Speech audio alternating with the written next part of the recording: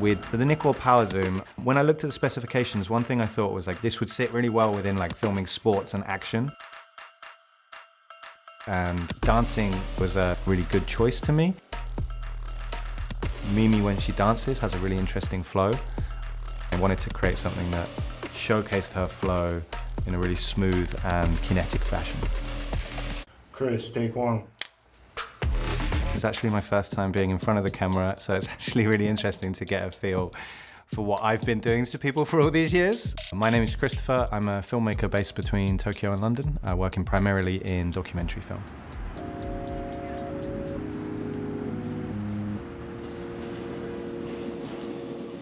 I got into filmmaking just through a general love of film. I just love stories, I love telling stories, I love hearing stories. And documentaries are a really accessible way to explore people's lives and the interesting stories that they have to tell.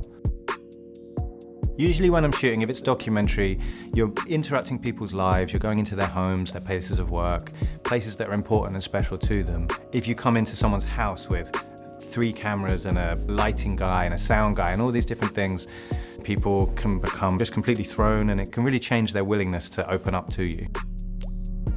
When Nikon came to me and kind of challenged me to make a documentary using just one lens, at first I thought that would be a huge limitation, but then I looked at the specs, I saw, we have 28 to 135, and then with some features of the camera as well, you can actually get all the way to 270. So I did have a lot of focal length to play with within there, and then it was about kind of looking at the specifications and thinking, how can I use those specifications to really create something interesting, something cool, something dynamic.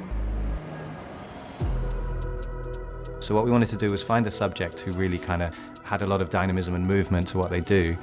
I saw Mimi dancing at a competition, and yeah, she's got such a great flow, such a great movement, really positive energy to the way that she moves and the way that she dances. Aside from being an incredible dancer, she's just such a positive person. It was really beautiful to see that she's, not just this sick dancer, she's a mother as well. The focal range of the lens is really great. You've got a lot of flexibility, which in the documentary realm, is really handy to have. There were situations where we filmed in a dance studio, I had to hide at the back of the room, there's mirrors everywhere, and I was able to really float around in the room. The torque on the motorized zoom wheel actually kind of recognizes when you turn it faster and when you turn it slower, and it keeps a smoothness to it. The power zoom was really fun to play with.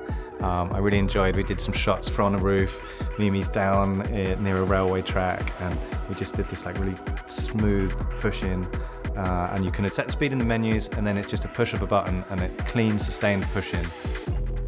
Put the camera on the gimbal, and we could use the remote grip to operate the power zoom as I was following Mimi, and so we could create a dolly zoom effect. Usually you'd need a big crew, you'd need equipment, you'd need a dolly, a focus puller, all these things. But we were able to just go into these locations and grab these shots. And we're in these tunnels doing these dolly zooms, we're up on roofs, we're running around, and it was just a lot of fun. It kind of reminded me of my early days of filmmaking when it's just me and my mates running around with cameras and playing around.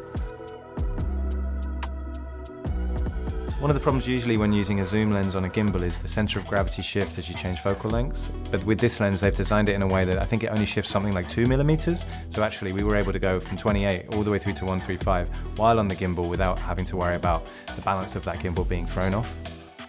With certain bodies, they have an 8K sensor. You can utilize a feature called high-res zoom. If you set it to 4K, instead of 28 to 135, what you can actually get is 28 all the way through to 270 in one smooth motion. There's no sudden jump when the digital zoom takes over. That gives you quite an insane amount of focal length to play with. We got some really cool shots of Mimi up in this really high walkway system, and we were quite far away, and we just pushed all the way through these houses and these telephone poles to go right in on Mimi's face. I really like the look of the glass on this lens. I think the focal roll-off looked really beautiful. It didn't feel too sharp or digital. It felt quite creamy. It felt quite organic. It had a really nice look to it. To have 28 to 135 on a full-frame lens with a power zoom is actually quite unique. I think it's really great that companies like Nikon are creating tools that open up filmmaking to people that aren't necessarily working with the biggest budgets. I think with that in mind, this lens would be really suited to solo filmmakers, people that shoot events, particularly sports or action, in situations where you're not necessarily in control of your environment and you need a good focal range and a beautiful image.